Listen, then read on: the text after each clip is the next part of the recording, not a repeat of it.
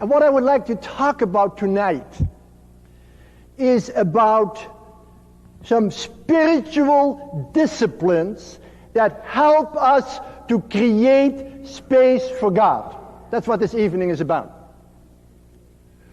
To create some spiritual disciplines that help us to create some inner space, but also some outer space, some space among us for God. So that God can touch us deeply.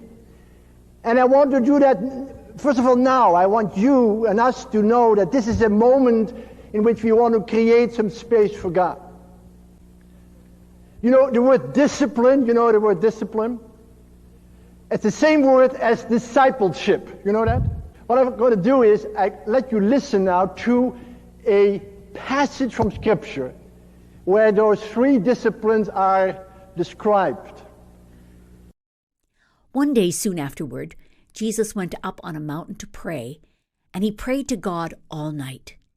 At daybreak he called together all of his disciples and chose 12 of them to be apostles. When they came down from the mountain, the disciples stood with Jesus on a large level area, surrounded by many of his followers and by the crowds. There were people from all over Judea and from Jerusalem, and from as far north as the seacoasts of Tyre and Sidon. They had come to hear him and to be healed of their diseases, and those troubled by evil spirits were healed. Everyone tried to touch him because healing power went out from him, and he healed everyone. Jesus spent the night in prayer. In the morning, he called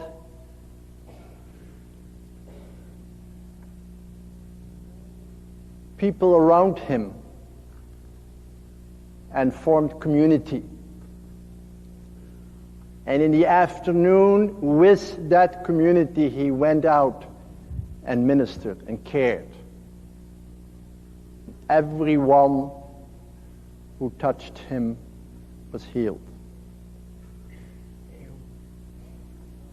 I just for a moment want you to really look at that as you saw it. The night Jesus spent in solitude with God, in communion with God. The morning he created community. He built a circle around himself. He didn't want to be alone. He wanted to live in community. And with that community, and as community, he went out to minister. You know, you want to know how I go about things? I want to do it alone. If that doesn't work, I said, could you please help me? And if that doesn't work, I finally started praying. But that's not the order. That's not the order of God.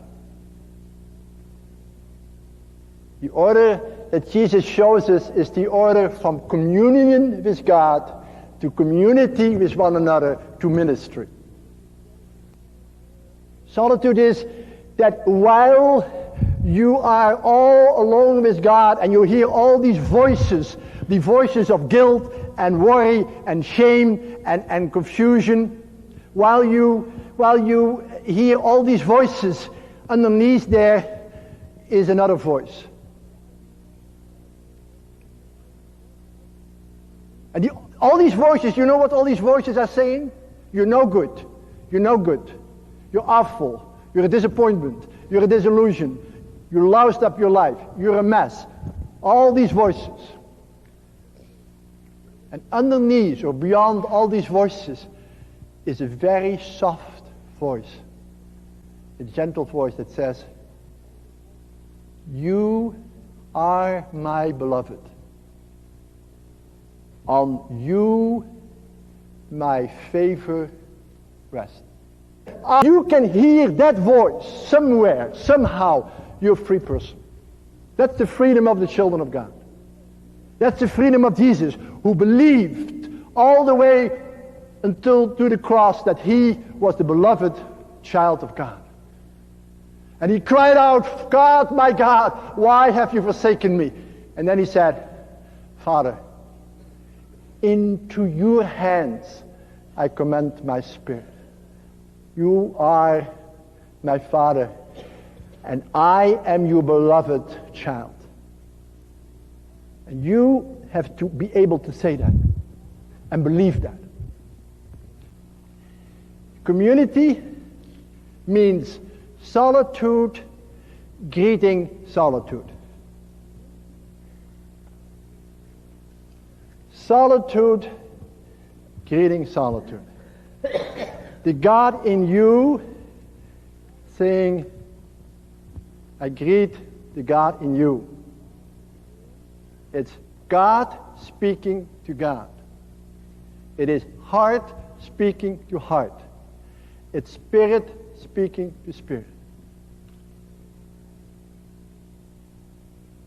When you're lonely, let me show that sermon. When you're lonely, and there's another lonely person, and you say, please take my loneliness away, you're quite compatible. Very soon you have what you call friction.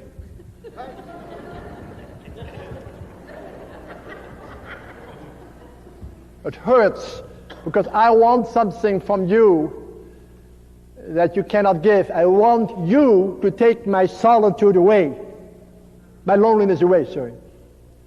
But if God is within you, and you meet someone with whom God is living also, you can build community.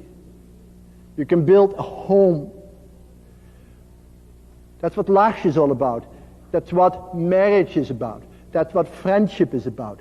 That's what the congregations are about. To build a home. And sometimes you're very close. And sometimes you're not. But you keep pointing beyond yourself to the one who lives within you. Solitude creating solitude. That's what community is about. It's not loneliness getting involved with loneliness. It's solitude greeting solitude. And I want to say two things about community. Solitude, I said, was a place of mourning and a place of dancing. Community is a place of forgiveness and a place of celebration. Community is always a place of forgiveness. Why? Well, because somebody says, community is the place where the person you least want to live with always lives. You know, when Jesus was calling the disciples, the last disciple was said, his name is Judas, and he is the one who would hand Jesus over to suffering. That's really what it says. It doesn't say betray. It says hand him over to suffering. Who hand him over.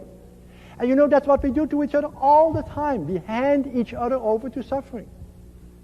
There's always someone there. It might be your father, your mother, your sister, your brother, your friend, your spouse, your pastor, your bishop. It doesn't matter. There's always someone who hands you over to suffering. And you also hand other people over to suffering. But what I really want you to hear is that community is the place where we always have to forgive one another. Over and over and over and over again. And for what? For what? For what do I have to forgive you? I have to forgive you for not being God. For not being able to give me all I want. See, I have a heart that is created by God that wants perfect love. You know? Right. I have a heart that yearns for perfect love. And every human person I bump into is disappointing me. Every human being somewhere is not able to give me all my heart's desire. And I'm constantly disappointed. I'm constantly disillusioned. And not because the other persons are bad or wrong, because somewhere my desire for love is much greater than the other person can offer me. And you know what happens when I force people to love me perfectly? Love me, love me. You know, you can see, before you know, I'm becoming violent. I want something from you that you cannot give. And when I force you to love me perfectly, you say, please, hold off. You know, I can do that for you. I can be that for you. I can be all for you. I can give you a little bit.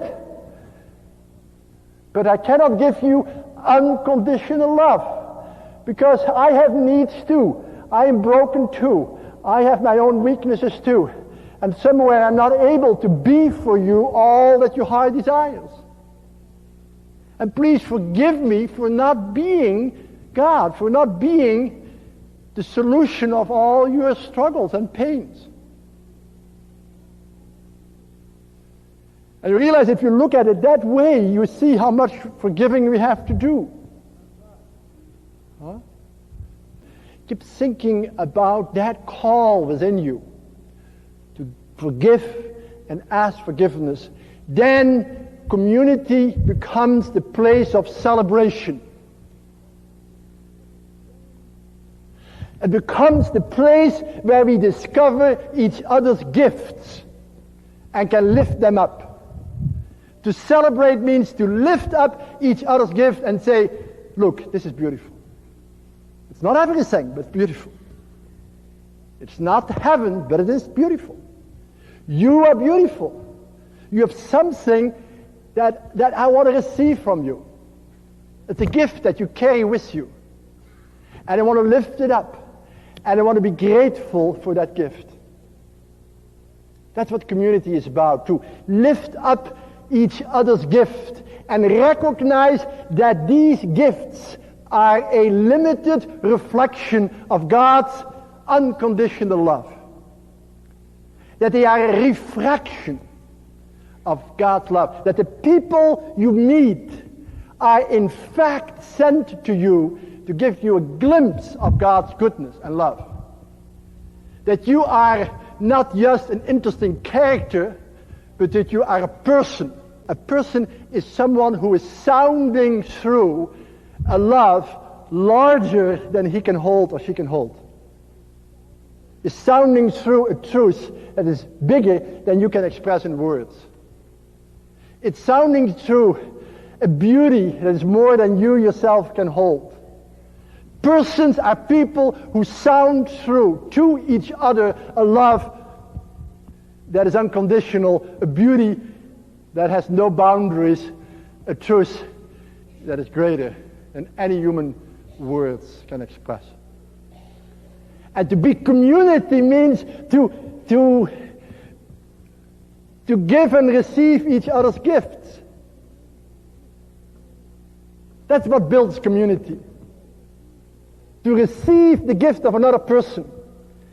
You know, I grow when I realize that somebody else receives my gift. And in fact, I only discover that I have a gift when there is somebody to receive it. Huh? If you give a gift to somebody's birthday, and like you give him a watch, okay? You give him a watch for his birthday, and he never wears it. Well, you didn't think that you give a nice gift.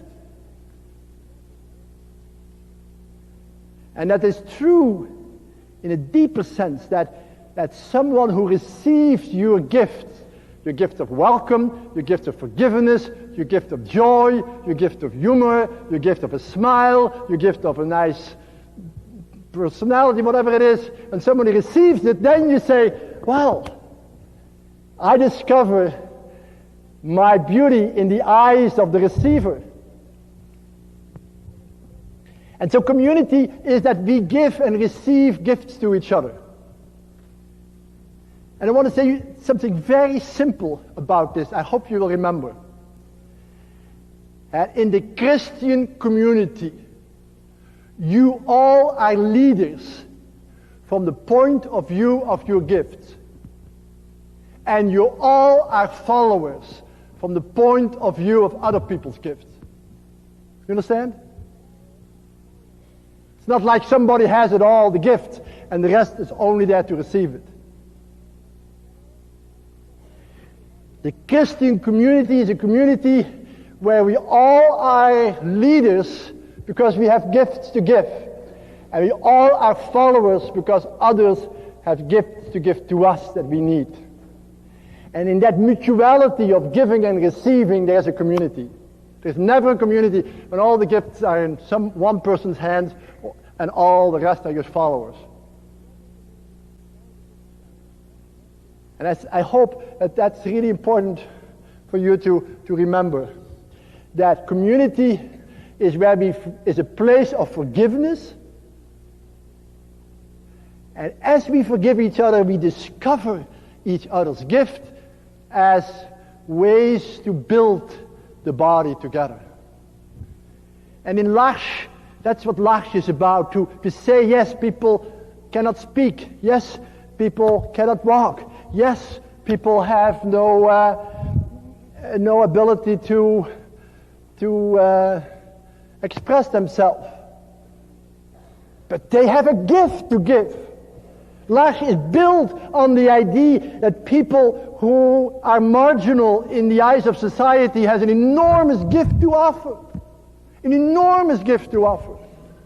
And that to be an assistant at L'Arche means to be someone who is willing to receive these gifts and make them visible to the larger community. That's what we are about. And that's what all community is about.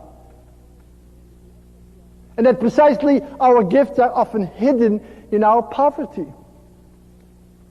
Jesus says, blessed are the poor. He doesn't say, blessed are those who care for the poor. Blessed are the poor. Your gift is often hidden precisely where you're vulnerable, where you're wounded, where you're weak. You have a gift to give and a gift to receive. That's what community is about.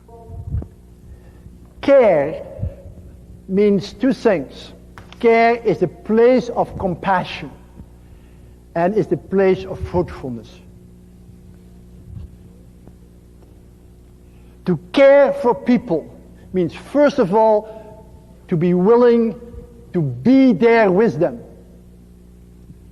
Compassion. Com means with. Passion means suffering. A compassionate person is someone who is willing to be with those who suffer, even when they are not able to fix it, or to change it, or to cure it. You know, we live in a world that is competitive. The word for this world is competition, not compassion.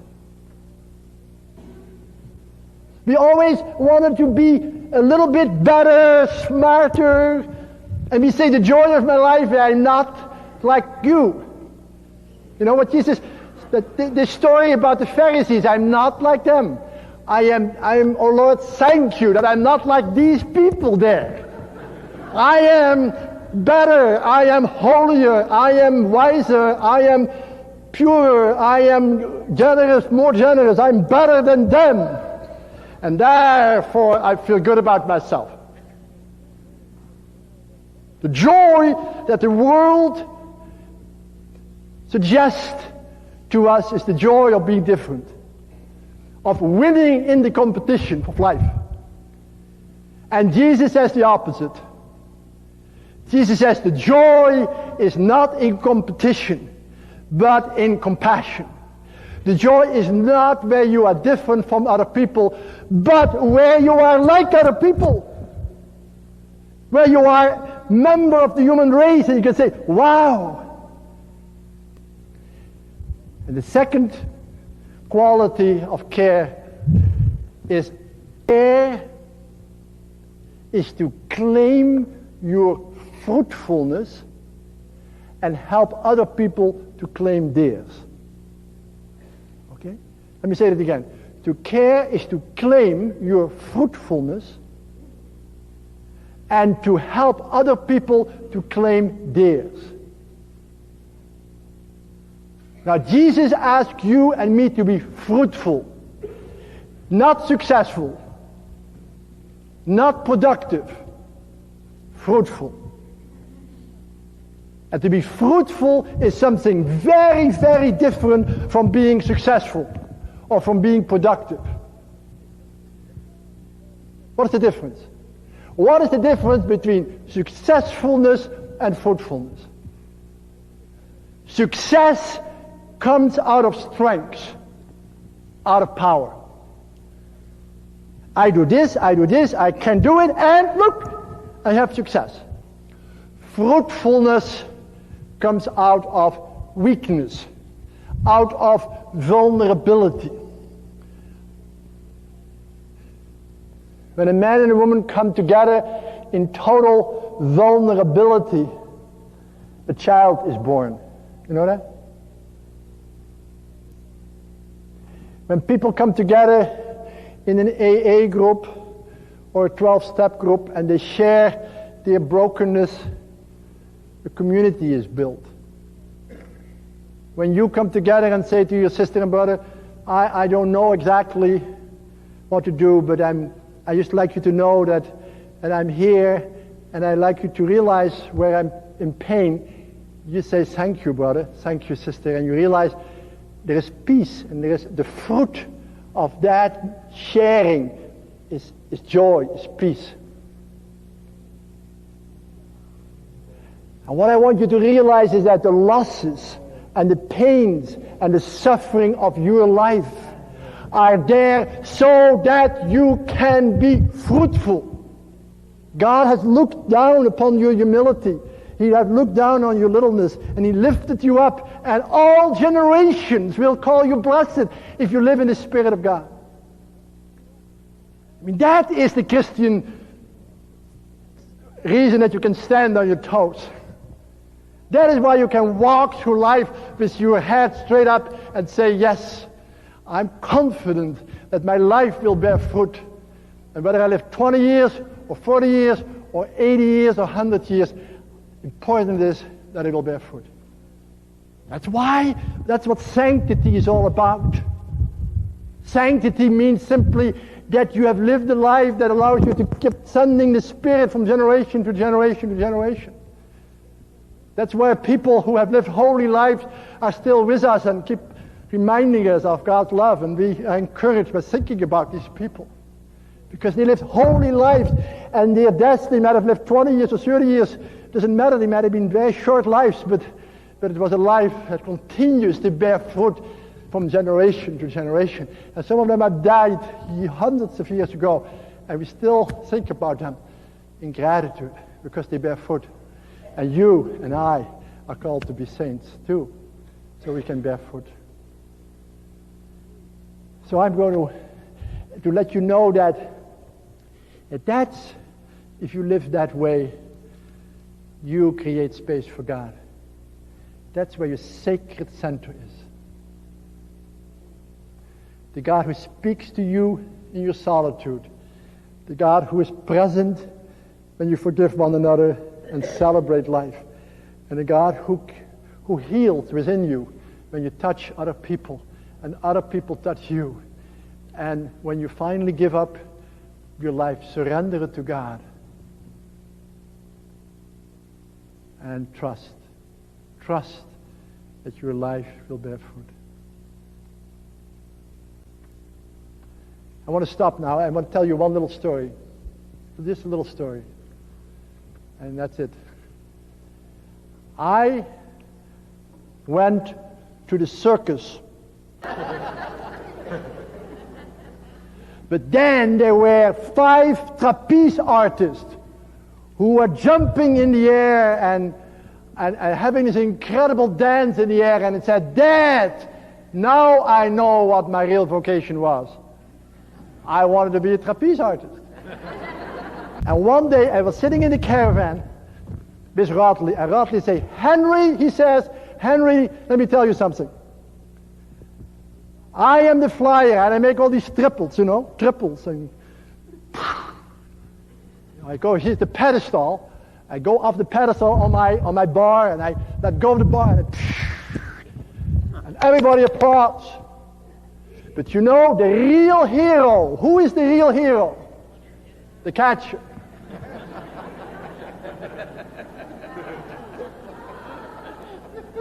And the catcher was on a flying catch bar. He would go back and forth. And here he came. Bam! And pulled him right up into the cupola of the circus. And he said, Henry, the greatest temptation for me is to try to catch the catcher. If I go there and I say, where are you? Then we will break each other's wrists. But I have to make my triple and go down this way. Eyes closed, knowing that the catcher will be there. And pull me right up into the cupola of the circus, up. And I know that I have to trust the catcher. And dear friends, we're called to do a lot of flying. And you and I are called to do a lot of triples, and a lot of jumps, a lot of taking a lot of risk. But finally you have to say, Lord, into your hands I commend my spirit and trust